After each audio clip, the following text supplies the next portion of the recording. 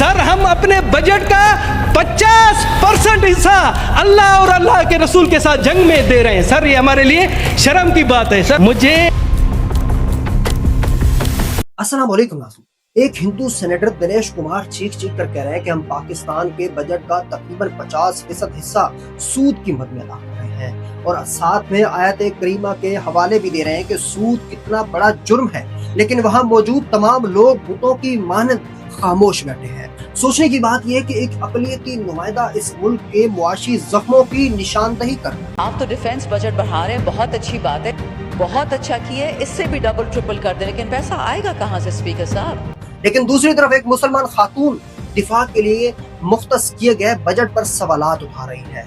यहाँ सवाल बहस का नहीं, सवाल नंबर का भी नहीं, सवाल एक बयानिया का है। एक ऐसा बयानिया जिसके कंधों पर आप बैठकर इलेक्शन जीतते हैं, फिर इक़्तिदार में आकर उसी इस्टेब्लिशमेंट के खिलाफ नारे लगाए जाते हैं। उसके कंधों पर बैठकर इलेक्शन भी जीतना है, फिर उसके खिलाफ सियासत भी करनी है, यानी हर कामयाबी का क्रेडिट खुद लेना है और हर नाकामी का मलबा किसी और पर डालना है। जरा पाकिस्तान की मौजूदा सियासी हकीकत देखें।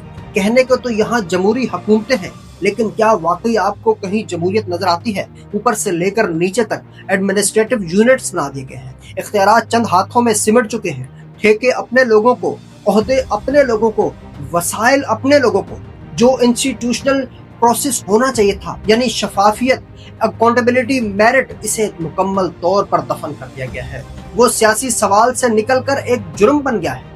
आज सिर्फ पंजाब को ही देख लें तो जहां नजर पड़ती है बड़े बड़े साइन बोर्ड नजर आते हैं, हर तरफ मरियम नवाज साहिबा की तस्वीरें अवेजा हैं। ऐसा महसूस होता है जैसे हुकूमत नहीं, मुस्तकिल इलेक्शन कैंपेन चल रही हो।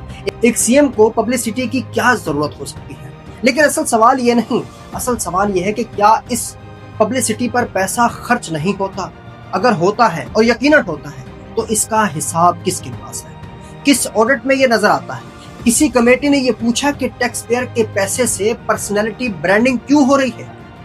आज ऐसा लगता है जैसे पूरे निजाम को फ्रीज कर दिया गया। हर तरफ से दरवाजे बंद कर दिए गए हैं। सियासी दरवाजे बंद हैं, इदाराती दरवाजे बंद हैं, नई सोच के दरवाजे बंद हैं। तो फिर ऐसी हालत में नई लीडरशिप कहां से आएगी? क्या आसमान से उतरेगी? अगर जमीन पर मौजूद हर रास्ता आपने बंद कर दिया है तो नई आवाज कहां से आएगी? आपने नए चेहरे इस सिस्टम से बाहर रखे हुए हैं, तो फिर तब्दीली कैसी? ये निजाम दहाइयों से जागीरों, वडेरों, इलेक्टिबल्स और इनहेरिटेड पॉलिटिक्स के गिर्द घूम रहा है। एक ही खानदान, एक तरह के चेहरे और सेम सरनेम। सिर्फ पार्टियां बदलती हैं, किरदार नहीं बदलता। असल ट्रेजेडी ये है कि इस मुल्क में नैरेटिव अवाम के मसाइल पर नहीं बनता। बयानिया हमेशा पर्सनैलिटीज के गिर्द घूमता है। कौन लॉयल है, कौन ट्रेटर है, कौन एस्टेब्लिशमेंट के करीब है और कौन दूर है। हालांकि असल सवाल ये होना चाहिए था कि पाकिस्तान कर्जों में क्यों डूब रहा है, रियासत की प्रोडक्टिविटी क्यों नहीं बढ़ रही, टैक्स नेट क्यों एक्सपेंड नहीं हो रहा, मेरिट क्यों क्रैश हो रहा है। और सबसे बड़ा सवाल, अगर दिफाई बजट पर सवालात उठाने जायज हैं, तो फिर सूद की मद में जाने वाली हजारों अरब पर सवालात क्यों नहीं उठाए जाते?